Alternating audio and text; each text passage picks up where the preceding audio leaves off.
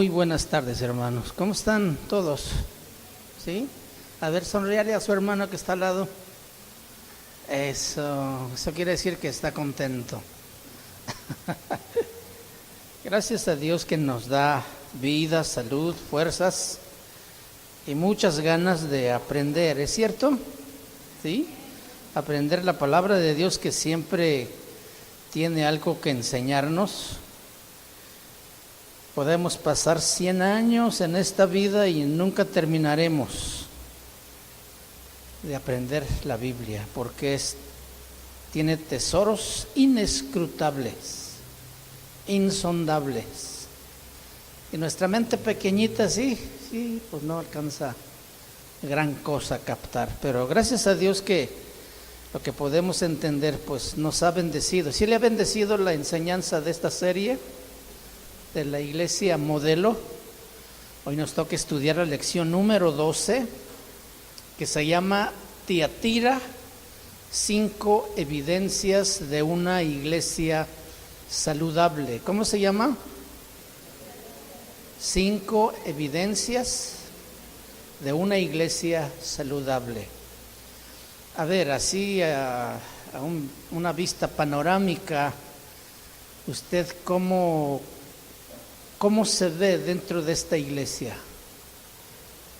¿Usted puede percibirse dentro de la iglesia como una iglesia saludable o enferma? Porque también puede ser que la iglesia esté enferma. Cuando usted se siente con algunas molestias de salud, ¿qué es lo que hace usted? Va al médico, ¿verdad? El médico le empieza a usted a hacer una serie de interrogantes, le empieza a explorar y de acuerdo a los síntomas que usted dice que siente, hace un diagnóstico, establece un tratamiento y un pronóstico. O sea, el pronóstico es cuánto tiempo usted va a llevar en recuperarse y qué calidad de vida va a tener después de cierta enfermedad. Es muy importante para nosotros como iglesia saber si estamos sanos o si estamos enfermos. Sí, porque pudiera ser que estamos enfermos y no nos damos cuenta. Porque una cosa maravillosa que Dios dio a este cuerpo, tu cuerpo, es que se adapta a ciertas molestias y parece que no da señales de que algo está mal. El cuerpo se ha adaptado. Por ejemplo, hay personas que se han adaptado a una presión alta tremenda que no es común para otras personas.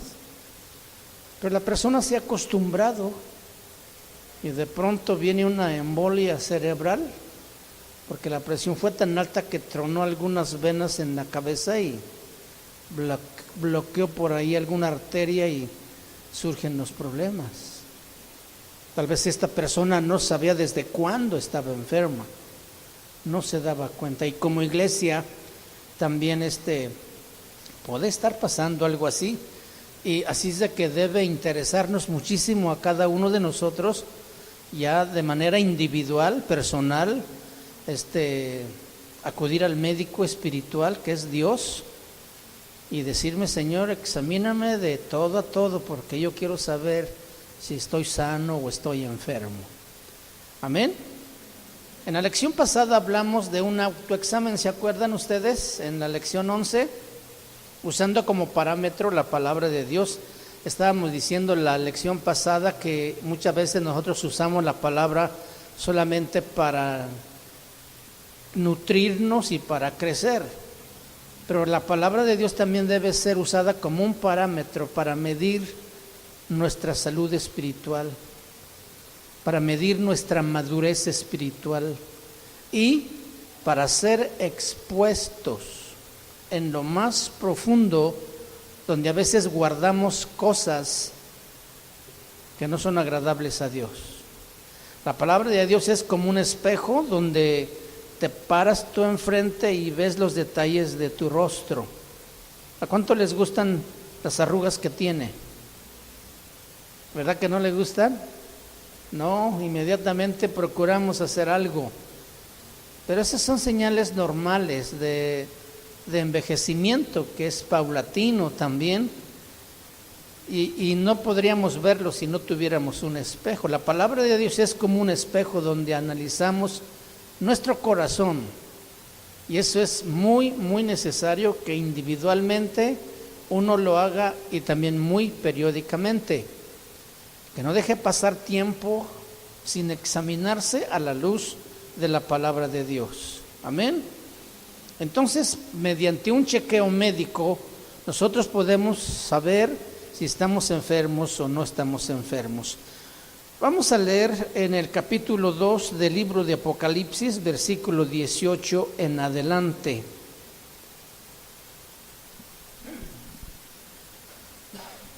Apocalipsis capítulo 2, versículo 18 en adelante dice: y escribe el ángel de la iglesia en Tiatira, el Hijo de Dios, el que tiene como llama de fuego, con ojos como llama de fuego y pies semejantes al bronce bruñido, dice esto: yo conozco tus obras y amor y fe y servicio y tu paciencia, y que tus obras postreras son más que las primeras. Pero tengo unas pocas cosas contra ti, que toleras a esa mujer Jezabel, que se dice profetiza, enseñe y seduzca a mis siervos a fornicar y a comer cosas sacrificadas a los ídolos. Y le he dado tiempo para que se arrepienta, pero no quiere arrepentirse de su fornicación. He aquí, yo la arrojo en cama y en gran tribulación a los que con ella adulteran, si no se arrepienten de las obras de ella. Y a sus hijos heriré de muerte, y todas las iglesias sabrán que yo soy el que escudriña la mente y el corazón, y os daré a cada uno según vuestras obras. Pero a vosotros y a los demás que están en Tiatira, a cuantos no tienen esa doctrina y no han conocido lo que ellos llaman las profundidades de Satanás, yo os digo: no os impondré otra carga, pero lo que tenéis, retenedlo hasta que yo venga. Al que venciere y guardare mis obras hasta el fin, yo le daré autoridad sobre las naciones, y las regirá con vara de hierro, y serán quebradas como vaso de alfarero, como yo también la he recibido de mi Padre. Y le daré la estrella de la mañana. El que tiene oído, oiga lo que el Espíritu dice a la iglesia. Lo que Dios está haciendo aquí en la iglesia de Tiatira es precisamente como un doctor examinándola. Fíjense cómo se presenta a él en el versículo 18. El que escribe al ángel de la iglesia en Tiatira, ¿cómo dice su Biblia? El Hijo de Dios. ¿Quién es aquí el médico? El Hijo de Dios, el que conoce perfectamente todo. Entonces, lo que está haciendo aquí a la iglesia de Tiatira es precisamente examinarlo. Lo que Dios quiere hacer con nosotros hoy también es: ¿te gustaría que Dios nos examinara hoy a ver cómo andamos de salud espiritual?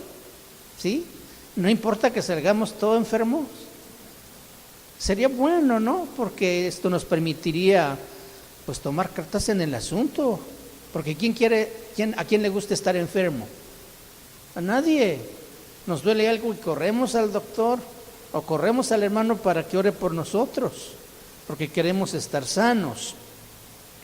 Una persona puede vivir bien con muchos achaques, pero también hay personas que pueden vivir bien en una forma muy sana. ¿Cómo les gustaría a ustedes vivir espiritualmente? Sanos, es el deseo de todo creyente de estar saludable espiritualmente, porque enfermos no le servimos a nadie, a Dios menos. Entonces, Si nos preocupa a nosotros naturalmente estar sanos, ¿no deberíamos con más razón preocuparnos por nuestra salud espiritual? ¿Sí? La verdad es que a veces pasamos por alto muchas cosas y a veces cuando sentimos ciertas molestias espirituales no las atendemos. Y tú sabes que cuando una enfermedad da síntomas y no se atienden, esa enfermedad se puede complicar y se puede tornar grave hasta quitarnos la vida. Yo creo que deberíamos hacernos chequeos continuos.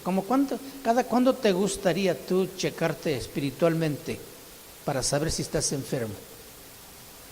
O bueno, vamos a hablar un poquito en lo natural. ¿Cuántas veces al año te checas para saber si tu salud física es correcto? ¿Sí? Continuamente. Llegamos a una edad donde ya empiezan muchos achaques. Yo, por ejemplo, no había visto en mi casa una caja tan llena de medicinas. Se van ahí guardando señal de que ha estado pasando algo, ¿no? Hace 14 años yo tuve un infarto en mi corazón, quería parar y me di cuenta que la evolución de ese problema llevó 9 años sin darme cuenta. Nunca fui enfermizo y muy pocas veces iba al médico para checarme. Por eso no sabía que mi presión estaba alta, no sabía que los ciertos componentes de la sangre estaban elevadas y que estaban provocando una masa por ahí que finalmente fue el que tapó la arteria y provocó el infarto. Pues me di cuenta que fue por falta de atención, ¿sí? Cuando yo viajaba mucho por los campos en las misiones, siempre estaba delgado porque mantenía mucha actividad, caminando por las montañas y comiendo, pues no lo que comía después.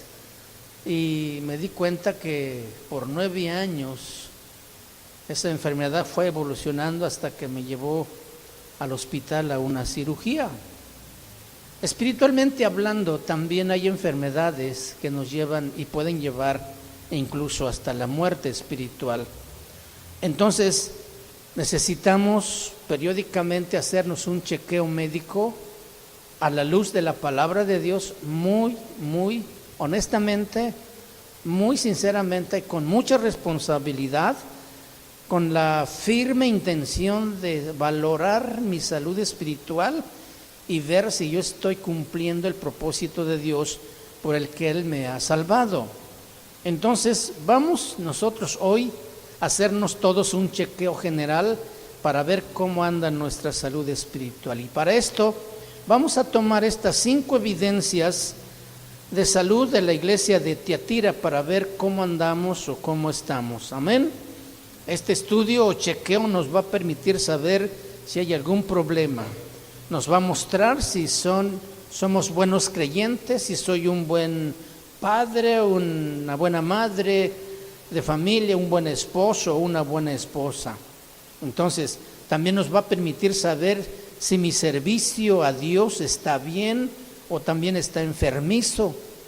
Realizando este chequeo espiritual periódicamente nos daremos cuenta cómo está nuestra vida.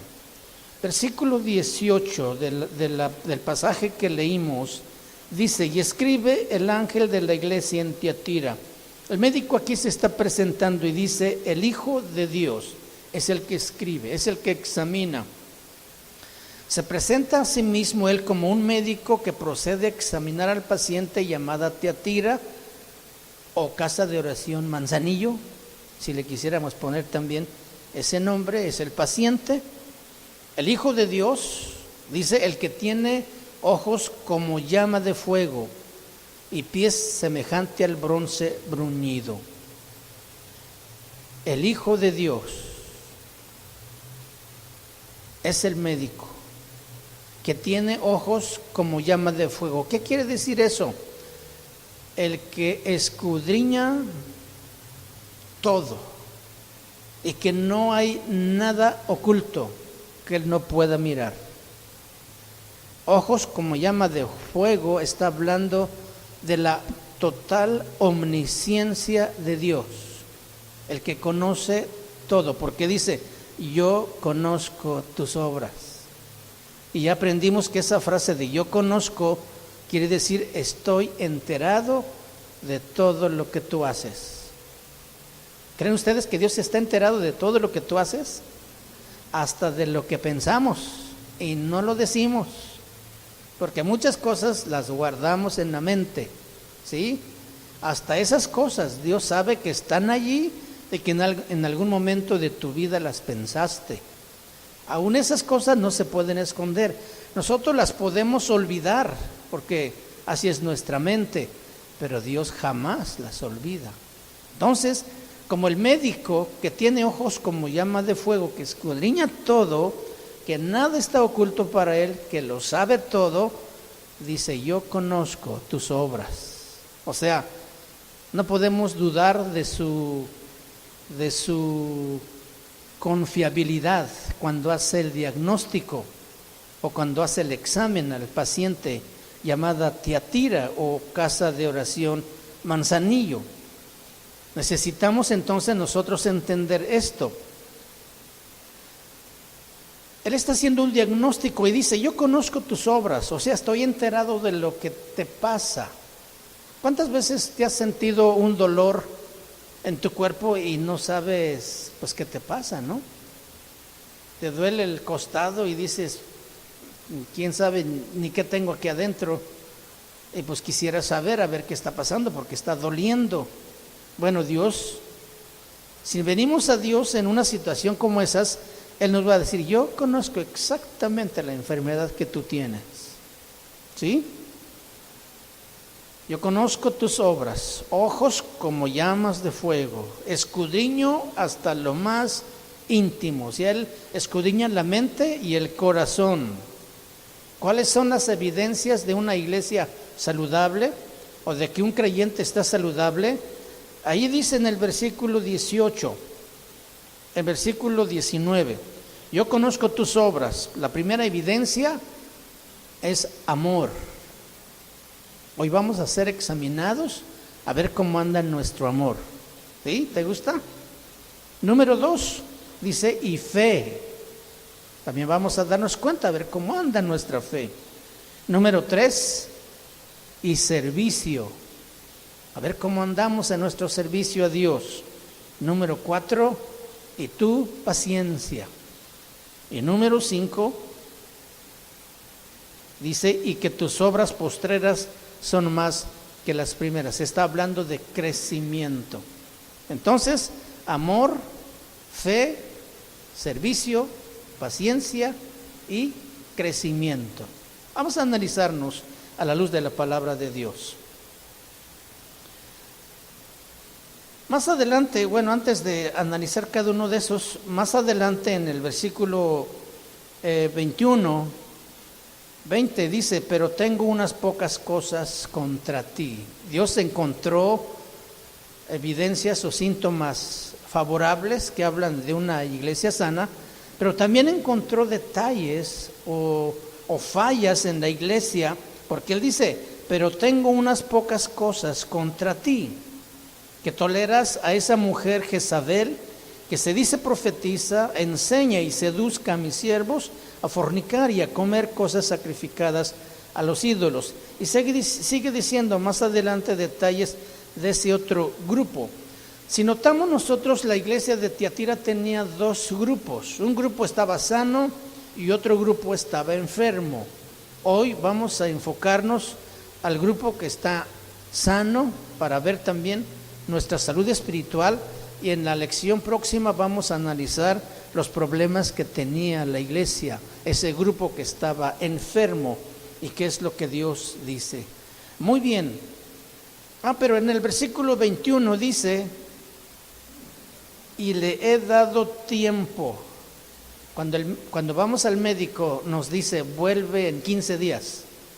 ¿Para qué? Para revisar si ha funcionado bien el tratamiento, si también te has aplicado y te la has tomado correctamente, te voy a hacer otra valoración. Bueno, aquí dice en el versículo 21, y le he dado tiempo para que se arrepienta. ¿Pero qué dice ahí adelante? Pero no quiere arrepentirse. Qué triste, ¿verdad? Que Dios todavía nos dé oportunidad de corregir, de cambiar, y que nosotros nos obstinemos y digamos, no necesito hacer eso.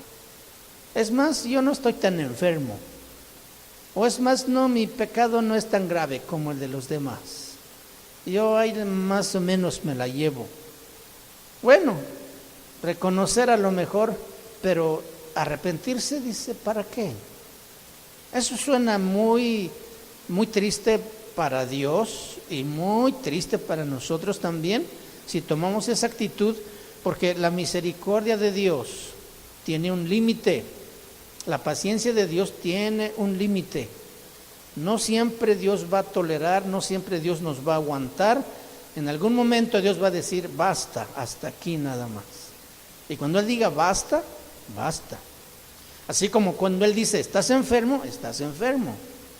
Ahí no vale una segunda opinión, como luego nosotros decimos, porque no me gusta lo que me está diciendo el doctor. Voy a preguntarle otro, a ver qué me dice. Con Dios no pasa eso. Su diagnóstico es certero. Su examinar y su conocimiento que tiene de nuestra vida es perfecto. Y conoce todas las cosas. No podemos ocultarle nada. Muy bien, el versículo 22 dice, y he aquí ya está el tratamiento. He aquí yo la arrojo en cama y en gran tribulación. A los que con ella adulteran, si no se arrepienten de las obras de ella. Y a sus hijos heriré de muerte, y todas las iglesias sabrán que yo soy el que escudriña la mente y el corazón, y os daré a cada uno una dosis, de acuerdo a cada uno, según sus obras. Amén. Luego el versículo 24 dice, pero a vosotros, a los demás que están en Tiatira, a cuantos no tienen esa doctrina y no han conocido lo que ellos llaman las profundidades de Satanás, yo os digo, no os impondré otra carga, pero lo que tenéis, retenedlo hasta que yo venga, retenedlo hasta que yo venga. Una enfermedad, mis queridos hermanos, poco a poco va deteriorando nuestra salud. El pecado también funciona igual, poco a poco va deteriorando nuestra salud espiritual. Jesucristo en este chequeo espiritual a la iglesia encontró que había dos grupos, unos estaban sanos y el otro grupo estaba enfermo. Hoy vamos a ocuparnos entonces de estas evidencias. Pero quiero que notemos cómo Jesús se presenta como médico. Él dice, Hijo de Dios, es el que escribe, el que da esta carta al apóstol Juan. Cuando Jesucristo vino al mundo como Redentor, vino con la esencia del Padre, vino con la autoridad y el poder del Padre.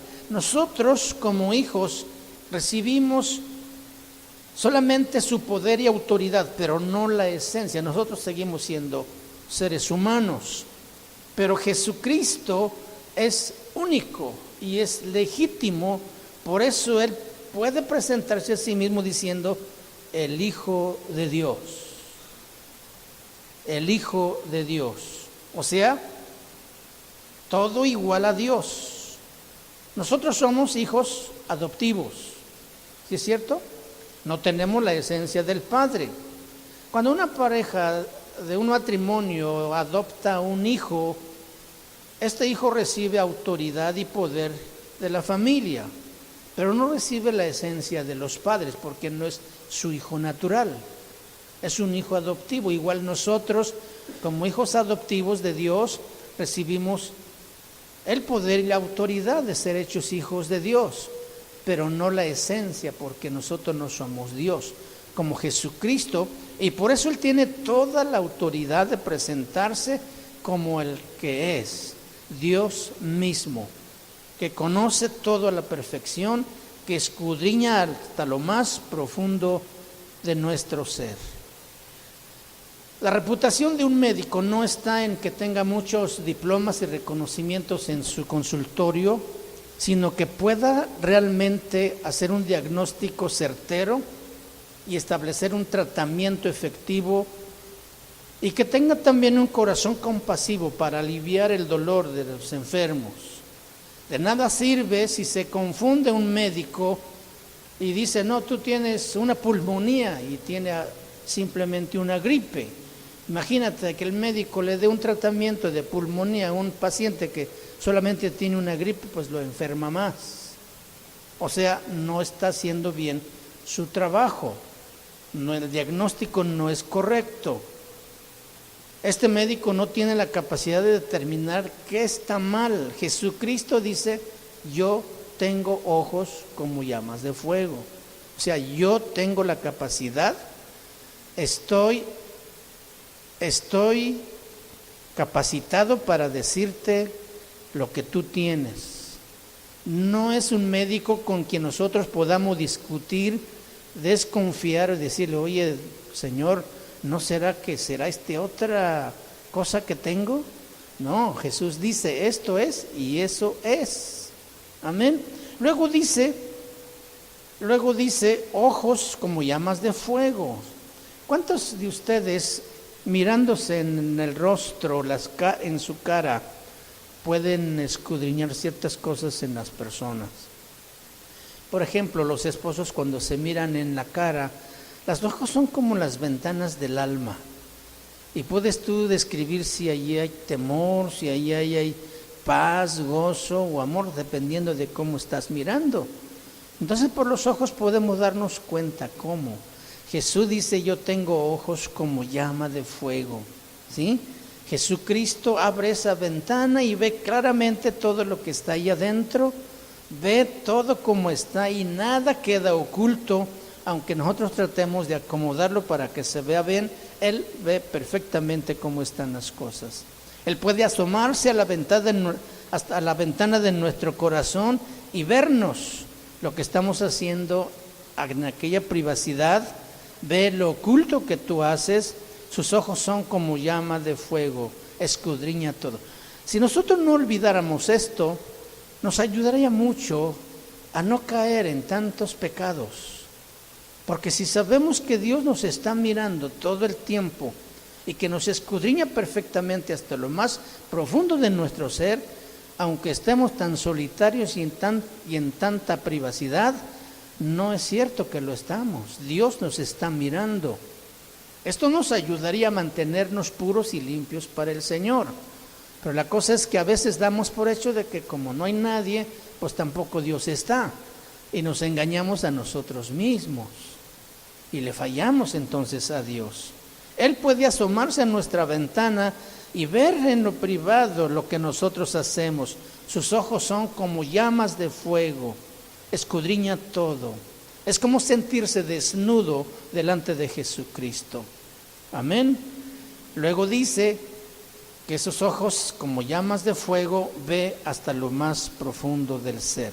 En el versículo 18, en la parte final dice, y pies semejantes al bronce bruñido. Y pies semejantes al bronce bruñidos. Aquí está hablando de juicio.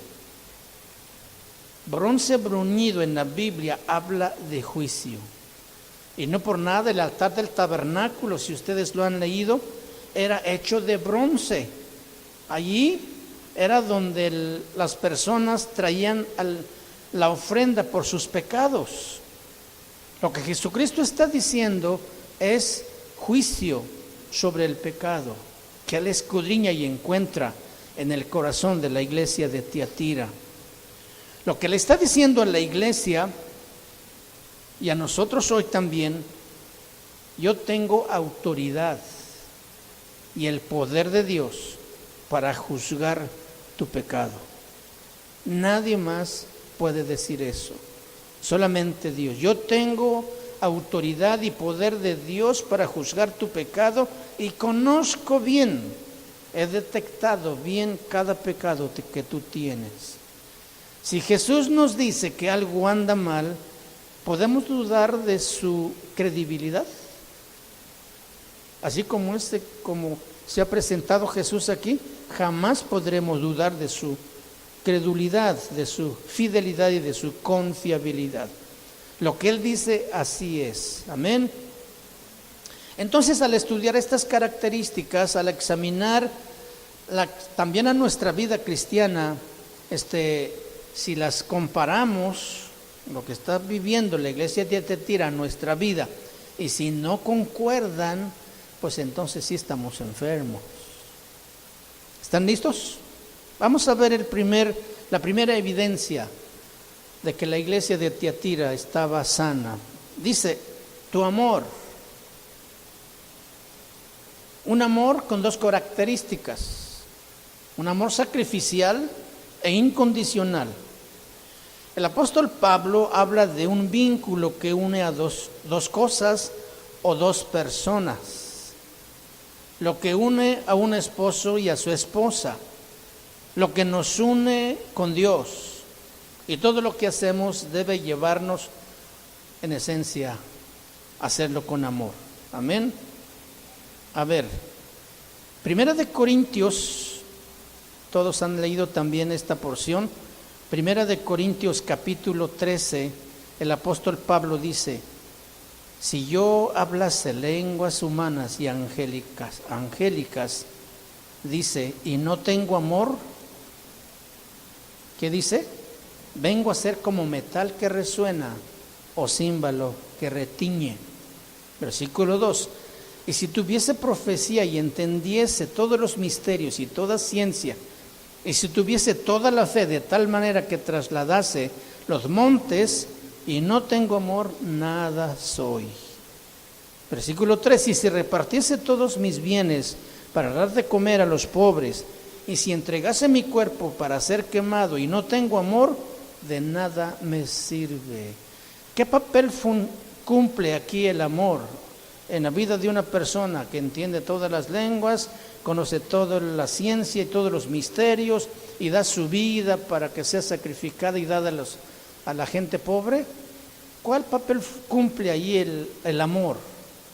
Es fundamental, porque si no lo hace por amor, entonces dice, vengo a ser solamente como metal que resuena. Un sonido nada más que no tiene ninguna esencia. Entonces, vamos a mirar otro versículo que se encuentra en Mateo 24. Mateo 24, versículo 12.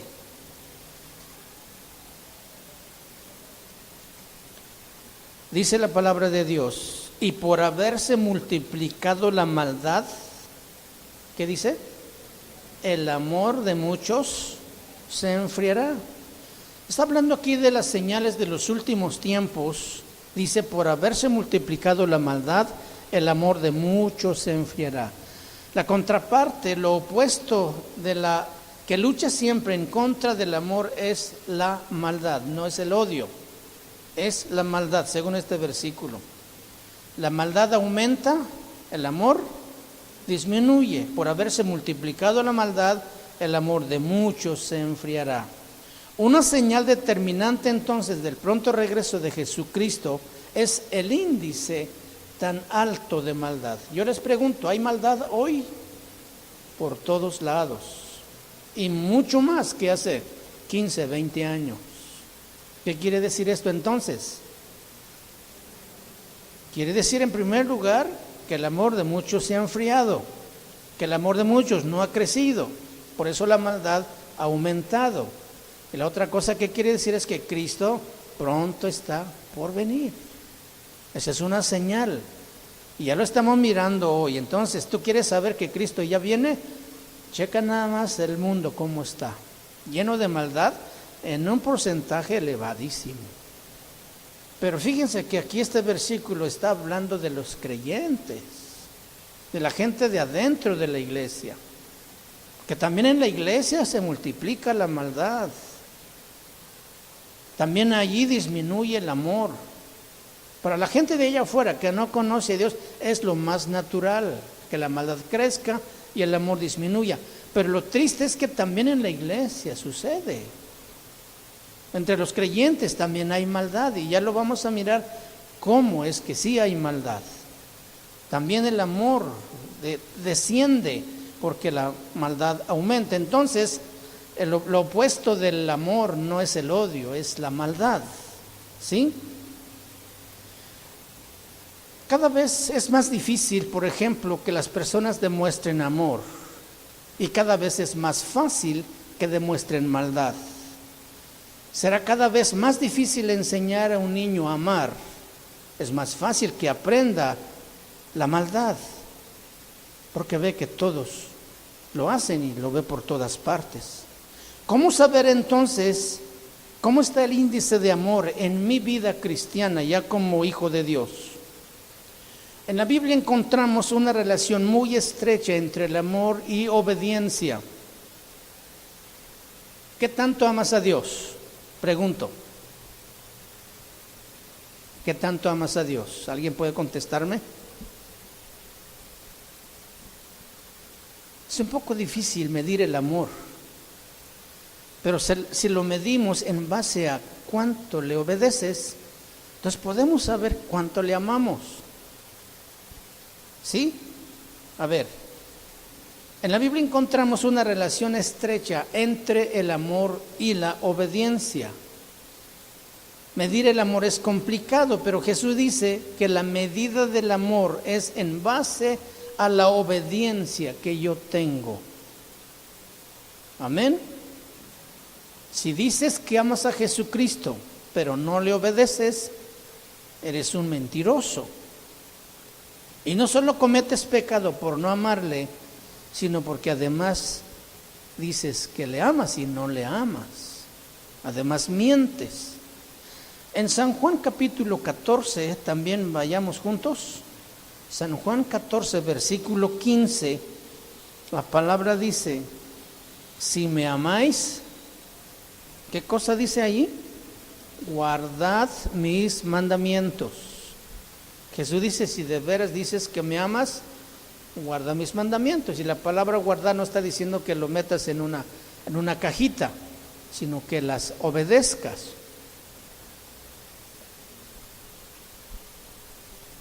Si me amáis, guardad mis mandamientos. La palabra guardar quiere decir atesorar, observar algo con atención y obedecer. Maldad, por el contrario, es la contraparte de la palabra anomia, que quiere decir violar la ley. ¿Qué quiere decir la palabra maldad? Violar la ley. Muy bien. Cada vez que una persona viola la ley, está cometiendo maldad. Es muy común en el tráfico de la ciudad que las personas se pasan la luz roja, ¿sí? En lugar de, cuando ven la luz amarilla, en lugar de frenar, le pisan más para pasar. ¿Qué están haciendo ahí? Están violando la ley de tránsito. Es maldad.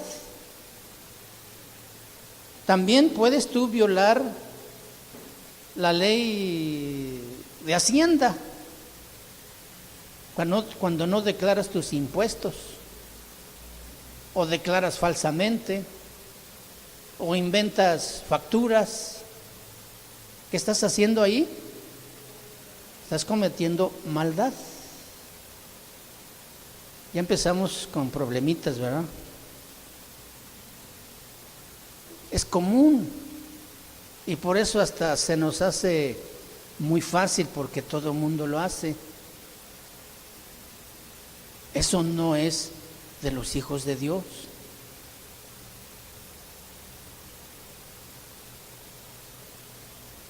Si una persona, a ver, vamos a mirar una escritura en San Juan 14, 21. Juan 14, 21.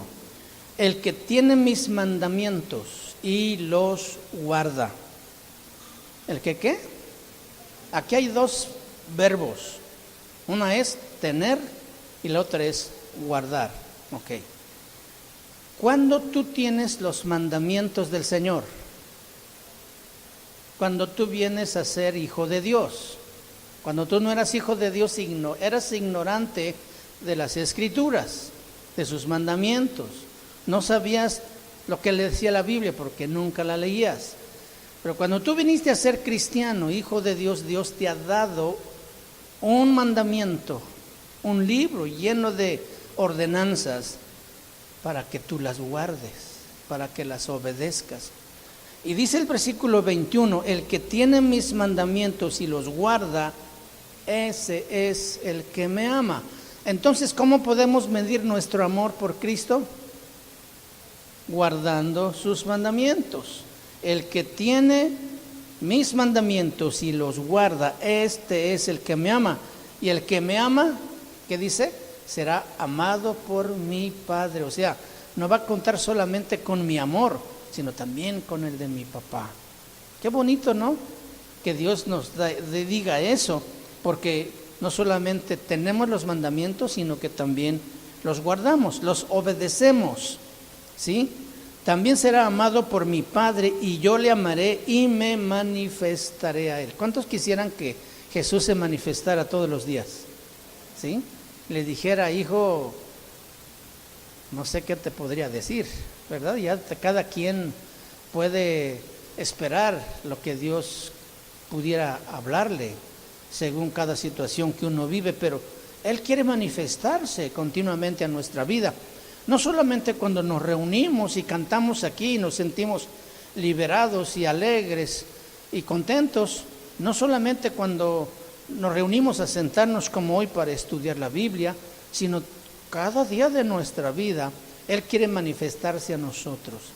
El problema es que nosotros lo ignoramos muchas veces, le ofendemos, no guardando sus mandamientos, y con ese terrible problema de la maldad en nuestro corazón que nos hace desobedecer sus mandamientos.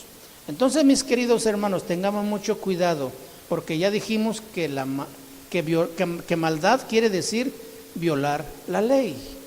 Y violamos la ley cuando no obedecemos los mandamientos del Señor. Muy bien. Entonces, el que tiene mis mandamientos, ese es el que me ama.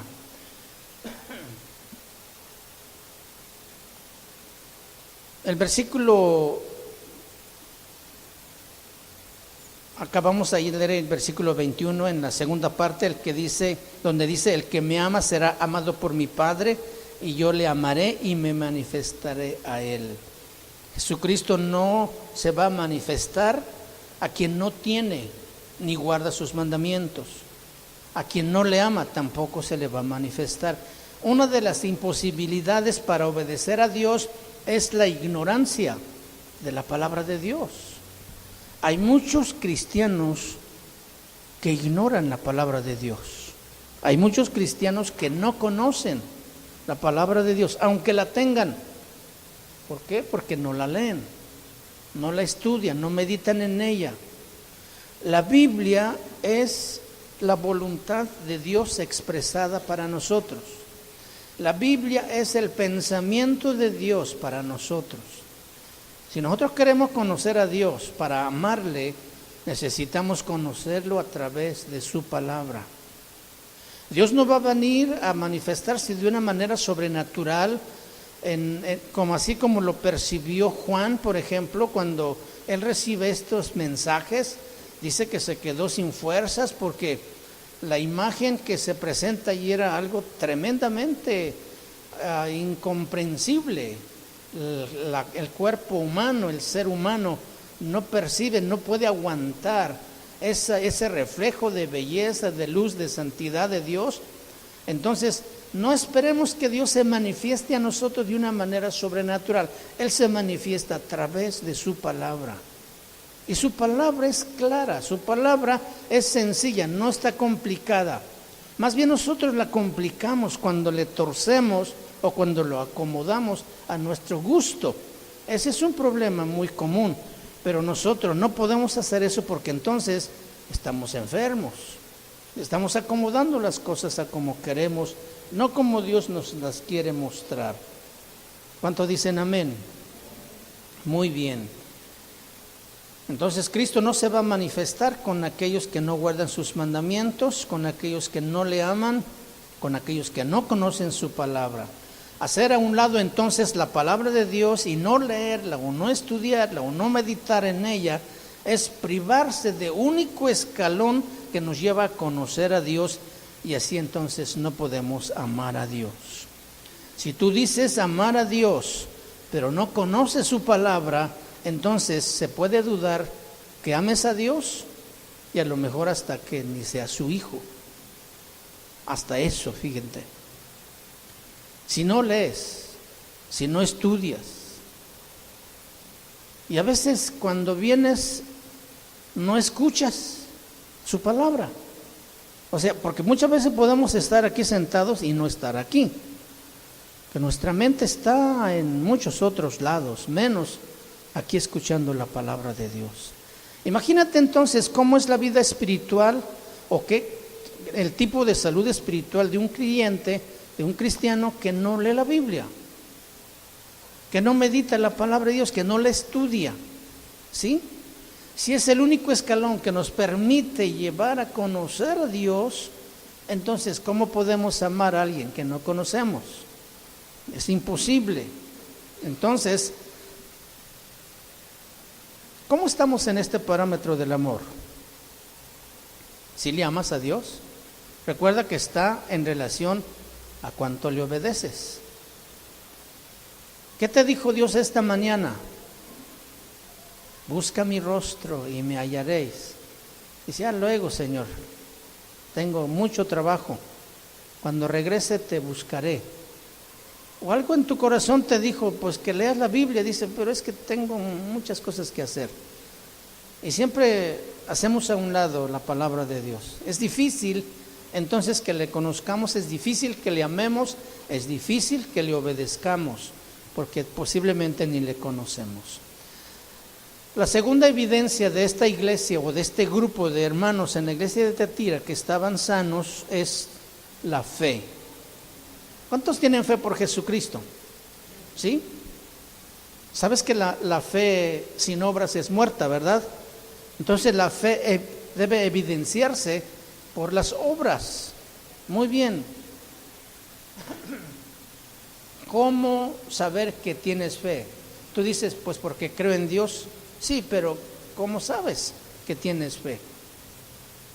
En base a la palabra de Dios, ¿cómo saber que tienes fe? Fe significa, a grandes rasgos, creer en alguien a quien no puedes ver. ¿Será eso cierto? Escuchen bien esto. Fe significa creer en alguien que aunque no lo puedas ver, le creas. Esa es fe. No podemos ver a Dios, pero creemos que Él está aquí y le creemos lo que Él ha dicho. Si solamente creemos, pero no le creemos, ese no es tener fe. ¿Sí? Creer en Dios y creerle a Dios son dos cosas distintas. Y el problema de muchos cristianos que los ha llevado a tener vidas vacías, llenos de religiosidad, es porque ellos solamente creen en Dios, pero no le creen. A ver, en el libro de Santiago, capítulo 2, vamos ahí también, Santiago 2:19. Dice, ¿tú crees que Dios es uno? ¿Cuántos creen que Dios es uno? Ok. ¿Qué sigue diciendo allí?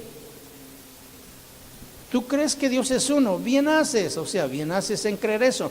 También los demonios creen. Fíjense, también los demonios tienen fe. Y tiemblan.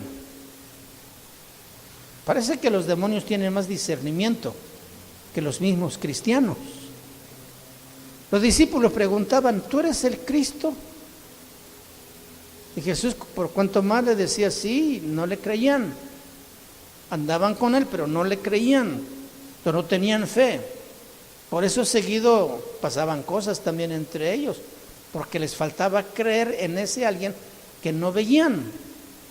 Decían creer, pero no le creían. Y eso es muy diferente. Muy bien, Jesucristo era el Hijo de Dios.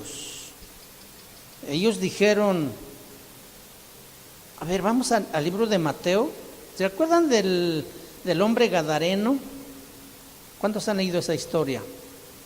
El hombre gadareno que tenía muchos demonios, se encontró con Jesús por ahí en el camino. Mateo capítulo 8, versículo 29. 8:29 dice: y clamaron, o sea, los demonios, y clamaron diciendo: ¿qué tienes con nosotros, Hijo de Dios? ¿Qué tienes con nosotros, Jesús, Hijo de Dios? ¿Has venido acá para atormentarnos antes de tiempo? Fíjese, los demonios están hablándole a Jesús y le están reconociendo que es Jesús, que es el Hijo de Dios, o sea, están creyendo en Él. ¿Pero le creyeron a Él? No, porque si no, no se hubieran revelado y no estarían en esas condiciones, estarían en el cielo con su Creador. Muy bien, entonces entendemos que también los demonios pueden creer, pero ellos no le creen a Dios, ¿sí? Cuando Dios llamó a Abraham a que saliera de su tierra, de su casa y de su parentela, a una tierra que Él le mostraría, Abraham le creyó a Dios y salió sin saber a dónde iba, ¿sí? Y esa es fe, creerle aunque no sabía a dónde iba. Y llegó a Canaán, porque Dios le prometió que iba a llegar a Canaán. Cuando Dios le promete tener un hijo en su vejez, aún él conociendo que su esposa siempre había sido estéril y que por la edad también ya le había pasado el tiempo de la costumbre de las mujeres, pero él le creyó. En un momento de debilidad la regó también. ¿Se acuerdan cuando tiene un hijo de su sierva, de su esposa, Agar? Bueno, ese es un detalle en él, pero él le creyó y eso es muy importante. A ver, un hombre experto en lanzar cuchillos estuviera aquí y nos dijera, yo tengo una destreza para aventar cuchillo y dar en el blanco. ¿Cuántos creen que yo puedo darle a una uva a 5 metros de distancia? Sí, amén, amén. ¿Cuántos creen que yo puedo darle a esa uva con mis ojos vendados a 5 metros de distancia? Sí, tú puedes. Y dice, ¿cuántos creen que yo puedo darle esa uva con ojos vendados a 5 metros de distancia en la cabeza de un hombre? Sí, tú puedes. A ver quién es el primer voluntario. ¿Quién se ofrece para pararse allí? Coloco una uva y yo voy a lanzar el cuchillo. ¿Quién se anima? Todo mundo creyó que él era buen lanzador de cuchillo, pero no le creyeron que en efecto podría dar en el blanco. ¿Por qué? Porque estaba de por medio tu vida. Y así muchas veces es nuestra fe. Creemos que Dios puede hacer algo, pero no le creemos realmente. Dudamos. Y entonces, en el parámetro de la palabra de Dios y analizando la vida de la iglesia de Tiatira, ¿cómo está nuestra fe? Ellos habían guardado su fe a pesar de la persecución tremenda que estaban sufriendo, ¿se acuerdan? Habían guardado su nombre, habían guardado su fe, ¿sí? Y por eso Jesús dice y alaba estas cualidades, estas señales de salud espiritual. Y Jesús le dice, está muy bien, ¿sí? Pero es más fácil creer en alguien que creerle a ese alguien. ¿Sí es cierto? Nosotros reaccionamos igual que el público del lanzador de cuchillos. Creemos que sí puede darle, pero no le creemos que lo puede hacer encima de mi cabeza, porque yo peligro mi vida y mejor no me arriesgo. Y ese es el problema de muchos de nosotros. Cuando Dios pide voluntarios para hacer su voluntad, nadie responde, nadie se ofrece, nadie le cree. ¿Sabe por qué estamos insistiendo de reunión tras reunión que usted se involucre en el servicio de la iglesia? No es para que nos sirva a nosotros, no es para que recibamos halagos de los hombres. Es una oportunidad para que usted le crea a Dios, le crea que puede ser útil en sus manos. No sé si ustedes han alcanzado a entender lo valioso que es sembrar en el corazón de los pequeñitos ahí arriba, en ese corazón tierno que no tiene maldad, que no tiene prejuicios, que no tiene traumas y que absorbe como esponja las verdades de la palabra de Dios. Fíjate el privilegio tan grande que Dios te quiere dar para que tú seas sembrador de esa semilla en el corazón de estos pequeños, para que cuando ellos sean grandes como tú y yo, no tengan tantos problemas como nosotros, que no flaqueen tanto como nosotros. Se ha comprobado que los hijos que son educados desde su casa por sus padres en el temor de Dios, cuando llegan a la edad de la adolescencia y la juventud, son hijos ejemplares, son hijos bien educados, son hijos de buen testimonio. Y cuando ya son grandes y se casan, según la voluntad de Dios, forman matrimonios y familias sólidas. Amén.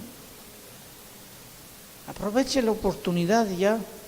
De paso también les animo a que se involucren en las tareas, en el servicio del Señor. Todo mundo debe estar sirviendo en algo al Señor. Ya lo vamos a mirar adelante también.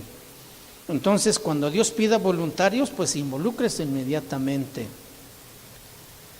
La fe de la iglesia de Tiatira era ese, le creían ellos a Dios, lo cual es bueno, pero también le creían a Dios y eso era excelente. Cuando Dios dice que hicieran algo, ellos lo hacían y le creían al Señor también. Hay una relación de conocimiento entre padre e hijo que te lleva a creer y a creerle. ¿Cómo no creerle nosotros a ese Dios que hizo la creación con su poder, que dio forma a este universo que vivimos con la pura palabra de su boca? Sea la luz, y fue la luz. Ese Dios es el que nos llama a tener una relación íntima con Él para que le conozcamos, para que le amemos, para que le creamos. Cuando me pide que haga algo, hacerlo, obedeciéndole.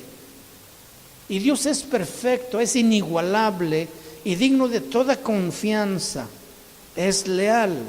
La palabra dice en Números 23:19 que Dios no es hombre para que mienta, ni hijo de hombre para que se arrepienta.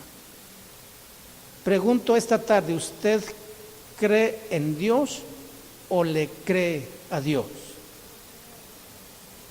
Lo mejor sería que dos cosas, ¿no? Creer en Dios y creerle a Dios.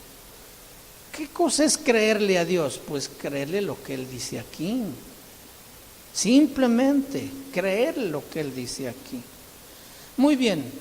Tercer elemento que determina la salud espiritual, en este caso de la iglesia de Tiatira, dice que es el servicio.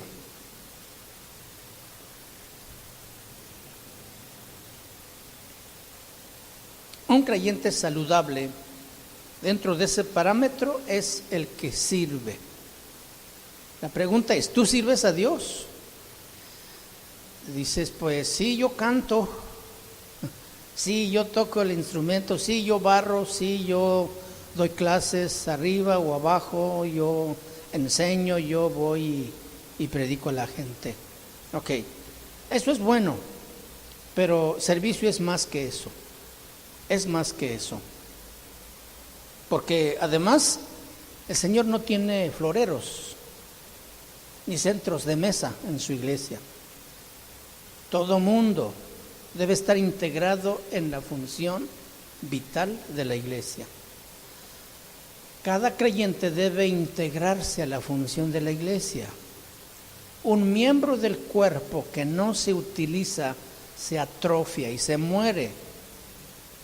Yo he puesto este ejemplo: si yo amarro mi brazo a mi cuerpo con una venda por un año, lo que va a pasar cuando yo me quite la venda, este brazo va a estar pero bien flaco, primero, porque no se ha ejercitado, y segundo, no voy a poder ni extenderlo, porque se atrofió, no va a poder agarrar nada porque no funcionó por mucho tiempo. Un cristiano que no funciona en el cuerpo también se atrofia, hermanos. Y eso es peligroso. Dios no nos llamó para estar atrofiados o para estar muertos. Él nos llamó para que vivamos y demos vida. Cuando usted sirve a Dios, en lo que usted quiera, usted está dando su vida al Señor, está dando vida a quienes sirve, a los hermanos. Y es una bendición grande que solamente los hijos de Dios pueden tener. Amén.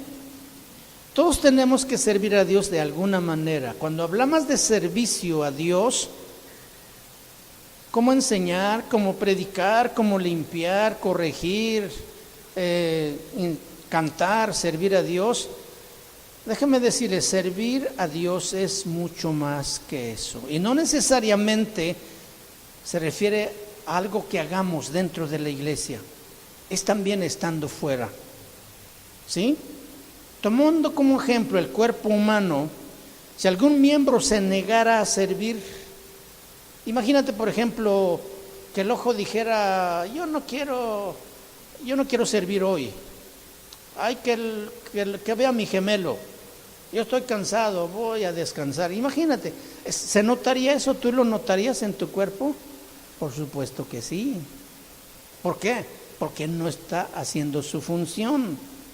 Entonces, la vida cristiana tiene que manifestarse en acciones. Y es allí donde los cristianos tenemos la oportunidad de funcionar, de entrar en la acción. ¿Sí? Imagínate, por ejemplo, que tu pulmón o ese corazón que late desde que estábamos en el vientre de la mamá, ¿se acuerdan? ¿Se acuerdan cuando latía allá dentro de su mamá? Yo no me acuerdo, pero latía desde allá adentro y no para. ¿O alguna vez se ha parado su corazón? Nada. Ese pulmón, aunque estamos dormidos, sigue funcionando. Imagínate que el pulmón se negara a funcionar, nos morimos. El que no sirve, ¿a qué conclusión llegas con esto? El que no sirve, muere. ¿Quieren morir ustedes? No, ¿verdad? Queremos servir, queremos funcionar. Es bien interesante mis hermanos. Cuando Dios en el comienzo eligió un pueblo, fue para que le sirviera. Todos recordamos cuando apedrearon a Esteban y lo mataron. Él narra toda la historia de su pueblo Israel desde que está esclavizado en Egipto, y él dice, ese pueblo que Dios sacó de allí era para que le sirviera. Entonces Dios nos ha llamado también para que le sirvamos, ¿sí?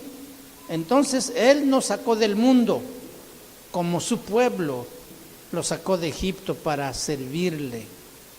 De una manera espiritual, todos deberíamos ser diáconos. y servidores, porque todo está diseñado para que tú y yo le sirvamos al Señor. Si nuestro trabajo es servir, pero no nos gusta servir, entonces sí tenemos un problema grave. No hemos entendido que servicio a Dios es nuestra más alta adoración. ¿Cuánto les gusta cantar las alabanzas como esta tarde? A mí me encanta cantar y nunca me gusta llegar tarde, porque me encanta alabar al Señor. Bueno, pero el servicio es la más alta adoración a Dios. Porque cantar pues es fácil, ¿no? Nos aprendemos el canto, la melodía, además nos gusta cómo canta el coro y unimos nuestras voces con ellos y nos ponemos alegres. Pero eso es lo más sencillo. La más alta adoración es nuestro servicio a Dios. Entonces, ¿tengo que involucrarme aquí en algo? Sí, también, pero vamos a ir un poquito más adelante. Yo creo que no hemos entendido muchas veces que servir a Dios es nuestra más alta adoración. Toda la iglesia alaba a Dios a través de la alabanza, pero no toda la iglesia adora a Dios a través de su servicio. Un sector muy pequeño de la iglesia es el que soporta todo el peso.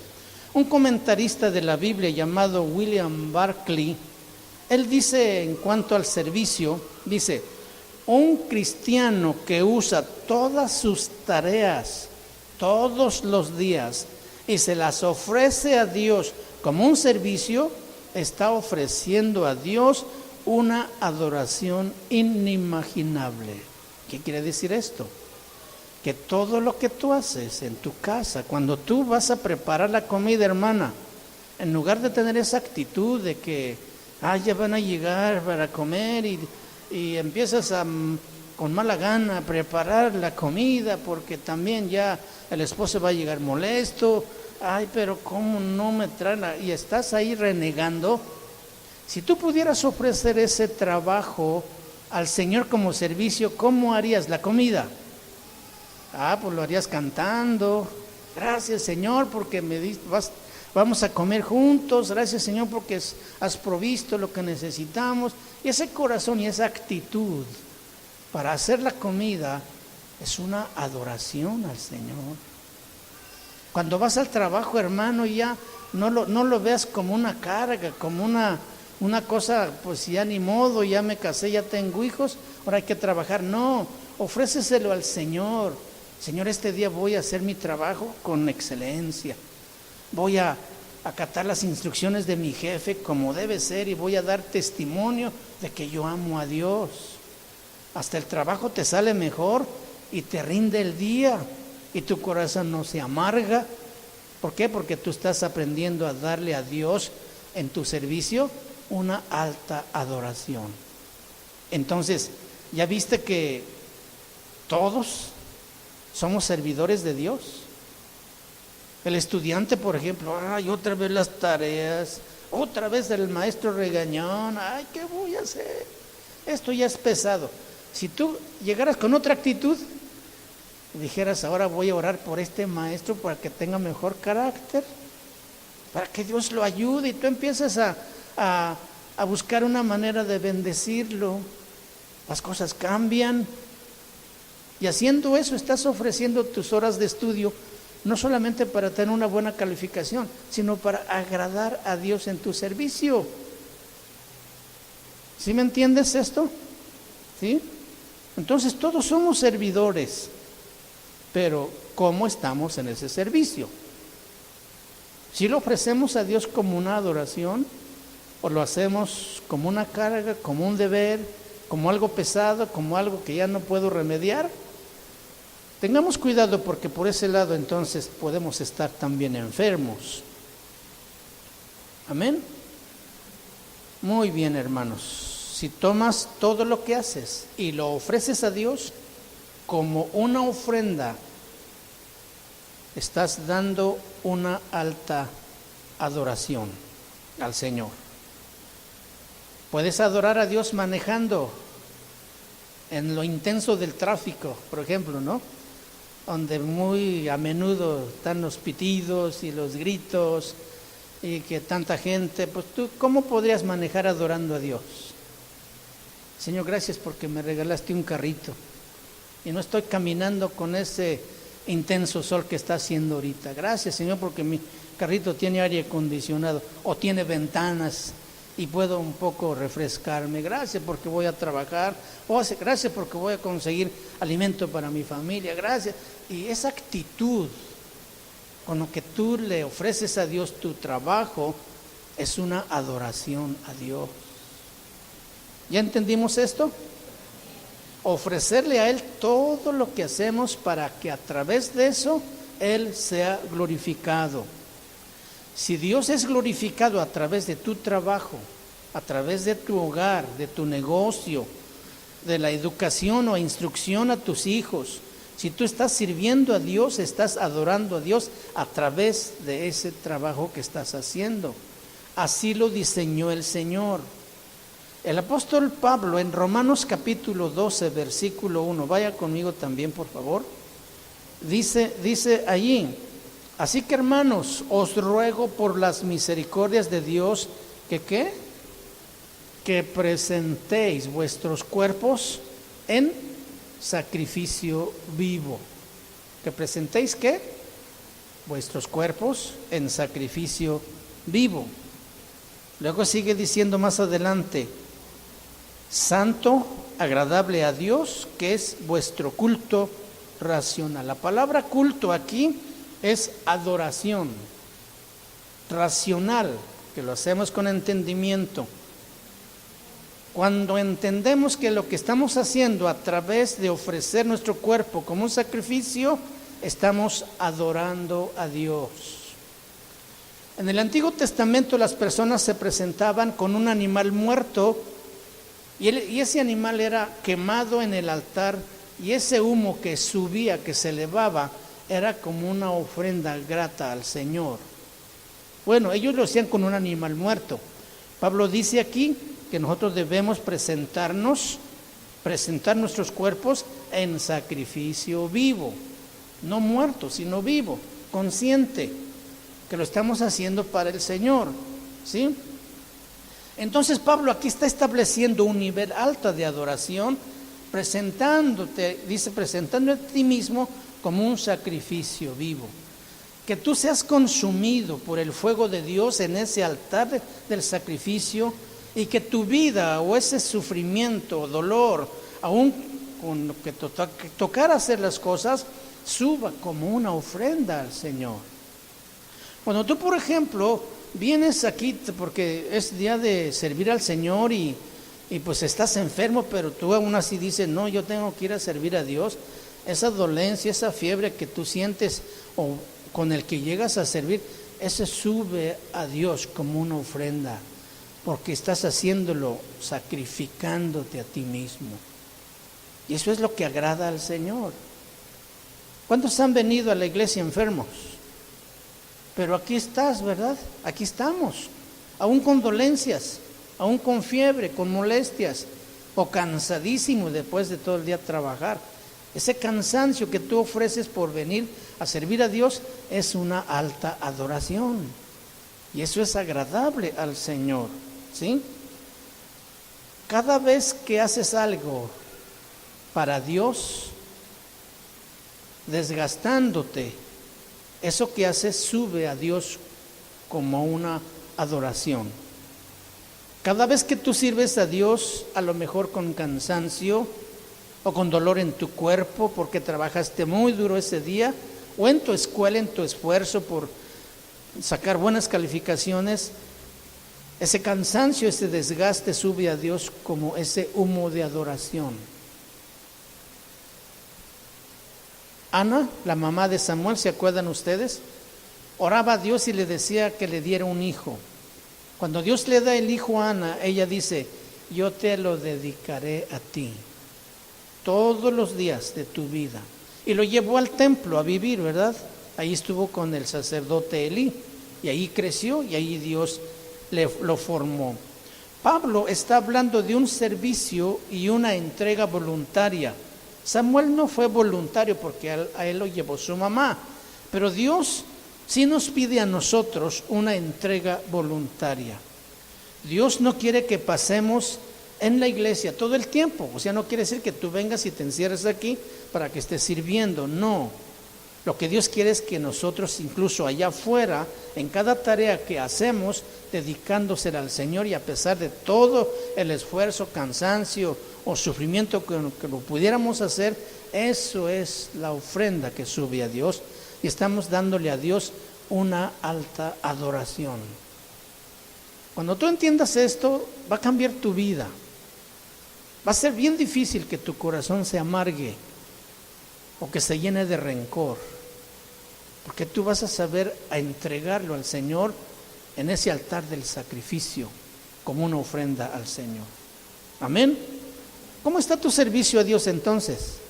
Ahora sí ya entiendes que no es involucrarte en las tareas de la iglesia, que también es bueno, pero en tu casa, con tu familia, en tu trabajo, en tu negocio, tú sirves a Dios ahí. Muy bien, cuarta evidencia de una iglesia saludable es la paciencia. De una o de otra forma Dios nos prueba. ¿Cuántos saben esto? ¿Cuántos le han pedido a Dios paciencia? Señor, dame paciencia, Señor, porque ya no me aguanto ni a mí mismo. Entonces viene Dios y te manda un montón de problemas. Dice, Señor, te pedí paciencia. Es que la paciencia produce, la prueba produce paciencia. O sea, no es como tú quieras recibirlo, sino como Dios sabe darlo. Entonces, hasta para pedir a Dios algo tenemos que hacerlo bien, para no pedirlo equivocadamente. La palabra paciencia viene de una palabra griega que se llama hupomone, que quiere decir aguante, resistencia, mantener la misma intensidad, fuerza, dedicación por un periodo largo. Eso es paciencia. ¿Qué es paciencia entonces? Aguante, resistencia, mantener la misma intensidad, fuerza, dedicación por un periodo largo. Una de las evidencias de una iglesia saludable, de un creyente saludable, de un esposo saludable, familia o matrimonio saludable, es que sea constante, que aguante, que sea paciente. ¿Cómo sería nuestra vida si nuestros órganos no fueran constantes? Ya no viviríamos, nos habríamos muerto. Para la iglesia de Tiatira no era fácil ser constante, mis hermanos, como tampoco lo es para nosotros hoy, aunque no estamos viviendo la misma situación que los hermanos de Tiatira. Porque por un lado ellos tenían la persecución que estaba creciendo fuertemente en contra de ellos, así como en las demás iglesias también, pero por otro lado tenían una ciudad llena de idolatría. Tiatira estaba formada por sindicatos, o sea, un grupo de personas que se unen para un bien común. Pero cada uno de estos sindicatos, como los alfareros, carpinteros, albañiles, etcétera, etcétera, tenían o adoraban a un Dios. Cuando una persona quería trabajar, tenía que pertenecer a uno de estos sindicatos, según su oficio o profesión. Entonces tenía que adoptar también, junto con el trabajo, adorar al Dios de este sindicato. Y la iglesia de Tiatira, que se había mantenido fiel al Señor, que habían guardado su nombre y guardado su fe, no era fácil encontrar trabajo, porque ellos habían aprendido que no podían negar a Dios y sufrían mucho porque no encontraban trabajo. Un cristiano encontrar trabajo en Tiatira era muy difícil, casi imposible. Como tratar de hacer las cosas bien no siempre es fácil. Se necesita constancia. No solamente empezar, sino terminar. Amén. No que cuando viene la adversidad, el creyente dice, no, yo no me meto en esto, yo ya no voy a seguir, y se desanima y mejor se va. Entonces, La iglesia se mantuvo constante en la fe de Jesucristo, la iglesia de Tiatira. Santiago 1:8 dice: el hombre de doblado ánimo es inconstante en todos sus caminos. ¿Quién es inconstante? El de doble ánimo, o sea, el que dice una cosa y luego dice otra, o no se decide ni por uno ni por otro, y se mantiene o se quiere mantener neutral. Dice, es inconstante en todos sus caminos. Fíjense, un estudio que hicieron afirma que el 90% de las personas que comienzan algo hoy, en 3 años lo abandonan. Si tú quieres trabajar hoy, hay la posibilidad de que en 3 años abandones el trabajo. Si tú estás sirviendo en la iglesia hoy, la posibilidad es de que en 3 años abandones tu servicio en la iglesia. A ver, chécate a ti mismo. ¿Por qué? Porque aquí se requiere constancia, perseverancia, paciencia, aguante. ¿Sí? No es fácil. Hoy quiero servir al Señor con todo mi corazón. Mañana con la mitad de mi corazón. Y la semana entrante sin corazón. Imagínate qué clase de servicio estoy dando al Señor. Y luego abandono. Me alejo completamente. Vengo a la iglesia 1 mes constante. Luego 2 meses no vengo. Regreso 5 y me ausento 1 año. Y al rato abandono la fe también. ¿Por qué? Porque el hombre es muy inconstante. Nos cuesta mucho trabajo ser pacientes, aguantar, resistencia, constancia. Jesús dice en Mateo 11:29, llevad mi yugo sobre vosotros y aprended de mí que soy manso y humilde de corazón. El yugo, yo no he visto que pongan yugo un caballo a otro caballo, ¿verdad que no? El yugo es para los bueyes y el trabajo que hacen los bueyes es un trabajo muy paciente, porque se trata de unir fuerzas para jalar un arado y abrir la tierra, un trabajo pesadísimo, ¿sí? Y los entrenan para eso. Jesús dijo, llevad mi yugo. ¿Qué quiere decir aquí? Que jalemos parejo con Él, al ritmo de Él, no como el toro bruto que no se deja ni amansar ni amarrar y que se jalonea para todos lados. Ese toro no sirve. Tienen que amansarlo primero para que aprenda a consentir el yugo y pueda ser usado para el trabajo. Ok, tenemos que ser aguantadores, mis hermanos, constantes, con la misma intensidad. La pregunta muy buena que tendríamos que hacernos aquí es, ¿cómo está tu nivel de aguante? ¿Cómo está tu nivel de aguante? Dios quiere siempre llevarnos al límite. ¿Cómo está nuestro nivel de paciencia? ¿Quieres conocer a Dios? Tienes que buscarlo y esto requiere de paciencia, constancia, perseverancia. Él dice, buscad a Jehová y vivirá vuestro corazón. Él dice, me hallan los que temprano me buscan. Dice, buscadme y viviréis. Él dice, y me hallaréis porque me buscaréis de todo vuestro corazón. Está hablando de búsqueda, de perseverancia, de constancia. Entonces, ¿cómo está nuestra paciencia? Nuestro servicio a Dios. ¿Sí? Último elemento, crecimiento. Todo lo que tiene vida, hermanos, crece. Las plantas, los árboles, la hierba, las personas también. Solo las sillas, los ventiladores, las mesas, esos no crecen porque están muertos. Si Dios puso vida espiritual en nosotros, entonces esa vida espiritual tiene que crecer.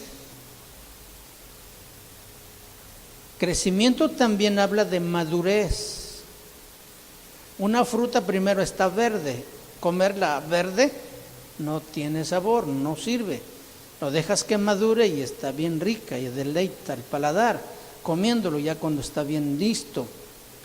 Dios ha establecido que todos tenemos que crecer hasta llegar a la madurez, que es ni más ni menos crecer a la imagen de Jesucristo.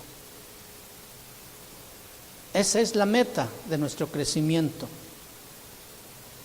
¿Qué tanto nos parecemos a Cristo desde que conocimos a Jesús como nuestro Salvador? Ya hace 5, 10, 20, 30 o hasta 40 años.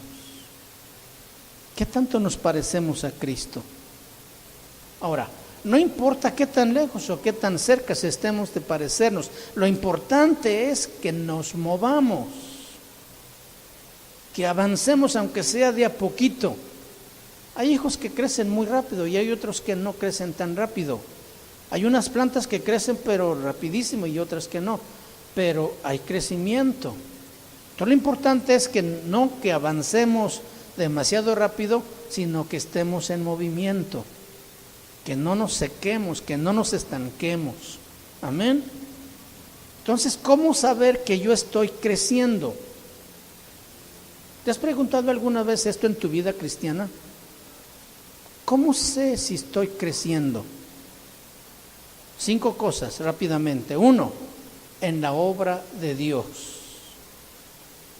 La Biblia menciona 5 aspectos o 5 áreas en las que debemos identificar nuestro crecimiento. Y una de estas es la obra de Dios. Expandir el Evangelio. No es cuánta gente he ganado para Cristo, sino cuánto le he predicado. En eso debemos crecer. Cuando creímos a Cristo Jesús en el inicio, había un fuego dentro. ¿Sí es cierto? ¿Te pasó esto a ti? Que a todo mundo querías hablarle de Cristo. Tu familia, tus vecinos y todo el mundo te rechazaba, pero tú seguías hablando. De repente dejaste hacer eso y como que te estancaste. Bueno, si tú hubieras mantenido ese ritmo, ese impulso, ese empuje, los cambios deben ser notables. Después de 1 año, después de 5, 10 o 20 años, debe haber crecimiento en la obra de Dios. ¿Sí? Si no has crecido, entonces estás enfermo. Y eso es cierto. Si no has crecido espiritualmente en la obra de Dios, en expandir el Evangelio, en predicar el Evangelio, entonces estás enfermo. Porque los enfermos no les dan ganas de trabajar. Es más, ni les da apetito. No quieren comer porque están enfermos. Muy bien. Otro aspecto que debemos crecer en santidad. Compara tu vida de hace 5 años al de hoy. ¿Notas crecimiento ahí? ¿Sí? Nosotros debemos ir creciendo como templo del Espíritu Santo. Efesios 2:21, después lo puedes leer. Tercer aspecto es conocimiento de Dios. Cuando nosotros conocemos a Dios, nuestra conducta cambia. No podemos ser iguales o los mismos que hace 10 años que no le conocíamos. Debemos cambiar. O sea, debe haber fruto de ese cambio. Porque el fruto y cambio habla de crecimiento. Y esto habla del conocimiento que podemos tener de Dios. Colosenses 1:10. Y por último, también debemos crecer en fe y en amor. Esto ya lo hablamos al principio. No nomás lo mencionamos. Segunda de Tesalonicenses 1:3. Ahora sí. ¿Cuál fue el resultado de tu examen? ¿Estamos saludables o estamos enfermos? Yo creo que tenemos que reexaminarnos otra vez, pero muy honestamente, muy sinceramente, con el deseo verdadero de cambiar. Porque ¿de qué sirve ir a ver al mejor médico y que nos dé la mejor medicina si no tomamos el medicamento? Vamos a seguir enfermos y nos vamos a morir. No es la voluntad de Dios de salvar a una persona, de que se venga aquí a morir. Él lo ha salvado para que vaya a la vida eterna con Él, pero que su paso por aquí deje marca, deje huella, ¿sí?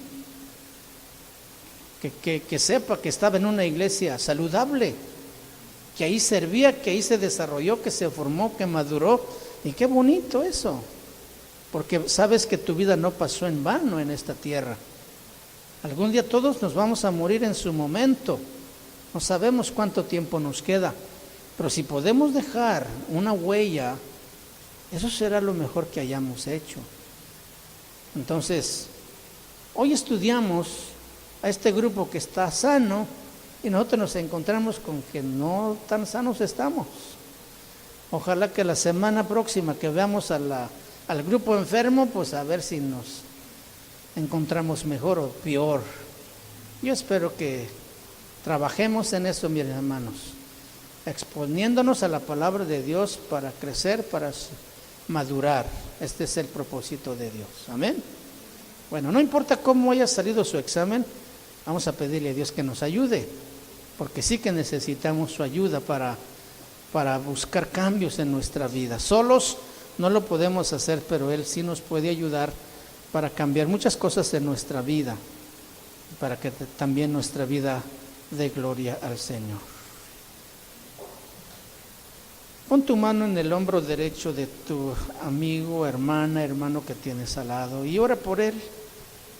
No sabes tú con qué cosas está luchando en su vida, en lo que estudiamos hoy. No ores por ti, ora por quien está a tu lado. Acuérdate que debemos manifestar estos síntomas de una iglesia saludable, que es amor, fe, paciencia. También hablamos de crecimiento. Estas cualidades que dan señal de que nuestra vida es agradable a Dios. Si alguno de estos elementos no los tienes, pide a Dios que te ayude a manifestarlos. Y ora por tu hermano y dile: Señor, ayúdalo, así como a mí también, para que analicemos nuestra vida a la luz de tu palabra. Que no importa, Señor, que encuentres un montón de problemas, de todos modos, enterándome, Señor, trabaje en esas áreas para cambiar. Que mi vida sea agradable a ti, Señor, mi servicio, que mi amor te glorifique, mi fe también para creerte a ti, Señor. Que mi paciencia, mi perseverancia y mi crecimiento, Padre, sean palpables cada día, Señor, que yo pueda notar que he cambiado, que estoy dando fruto, que mi servicio a ti, Padre, sube a ti como una adoración, Señor, porque lo hago con un corazón lleno de gratitud. Gracias te damos, Señor, por la bendición de tu presencia esta tarde y también por la palabra que nos has enseñado. Bendícenos a cada uno, te lo pedimos en el nombre de Cristo Jesús. La iglesia dice: amén. Gloria al Señor. Démosle un fuerte aplauso a nuestro Dios.